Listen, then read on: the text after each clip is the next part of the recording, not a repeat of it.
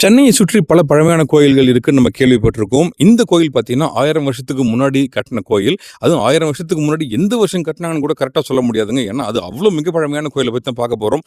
ஆமாம், இப்ப நாம இருக்கிறது திருவொற்றியூர் தியாகராஜ சுவாமி கோயில்ல தான் இருக்கிறோம். இந்த கோயில்ல பார்த்தீங்கன்னாக்கா, நெறைய சிறப்பம்சங்கள் இருக்கு. அத ஒரு நிமிஷத்துல சொல்ல முடியுமான்னு கேட்டா ரொம்ப கஷ்டம் தான். அவ்ளோ சிறப்பம்சங்கள் கொண்ட ஒரு கோயில்னு சொல்லலாம். இத கட்டுனது பல்லவர் காலத்துல கட்டுனதா சொல்றாங்க. கிபி 954லயே பார்த்தீங்கன்னா, ஒரு கல்வெட்டு இங்க வச்சிருக்காங்க. அந்த கல்வெட்டுல என்ன சொல்றாங்கன்னு பார்த்தீங்கன்னா, அதாவது இங்க இருக்கக்கூடிய விளக்குகள் எரிவதற்காக நெறைய ஆடுகளை தானமா கொடுத்ததா இந்த கல்வெட்டுகள் சொல்லுது. 954க்கு முன்னாடிலேருந்தே அப்ப இந்த கோயில் இருக்குன்னு அர்த்தம். அது மட்டும் இல்ல, இந்த கோயில் பார்த்தீங்கன்னா, கிட்டத்தட்ட 1000 வருஷத்துக்கு முன்னாடியே ஒரு மினி ஸ்கூல் மாரி இயங்கியிருக்குங்க. இங்க இலக்கணம், புராணம்னு எல்லா விஷயமும் சொல்லிக் குடுத்துருக்காங்க. இங்க 64 நாயன்மார்களுமே வந்திருக்காங்க. 64 தேவதாசிகளை வைத்து நடனம் ஆடக்கூடிய கலைஞர்களை வைத்து இங்க வாழ்ந்திருக்காங்க.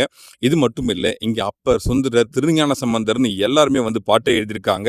அவங்க இங்க பத்தி எழுதும்போது ரொம்ப சிறப்பான விஷயங்கள்லாம் குறிப்பிட்டிருக்காங்க. லைக் இது வந்து சுத்தி வயல்வெளிகள் நிறைந்த ஒரு இடம் அப்படின்னும், ஒரு பக்கம் பார்த்தீங்கன்னா கடல் இருக்கு. ஸோ எல்லாமே ஒரு மாரி மிக்ஸடான ஒரு லொகேஷன் இது. ரொம்ப ஒரு சிறப்பு வாய்ந்த கோயில் அப்படின்னு சொல்றாங்க. இந்த கோயில் வந்து பல்லவர்களால கட்டப்பட்டிருந்தாலும், சோழர்கள் வந்து இது மிகப்பெரிய அளவுல விரிவாக்கம் செய்றாங்க. ஸோ இது ஒரு மன்னனால கட்டப்பட்ட கோயில் இல்ல. பல காலமா பல மன்னர்களால விரிவாக்கம் செய்யப்பட்ட கோயில்னு சொல்லலாம். இந்த திருவொற்றியூர் வடிவுடையம்மன் கோயிலுக்கு நீங்க ஆல்ரெடி வந்திருந்தீங்கன்னா மறக்காம கமெண்ட்ல சொல்லுங்க. அடுத்து நம்ம எந்த கோயிலுக்கு போலாம்ன்றதையும் மென்ஷன் பண்ணுங்க.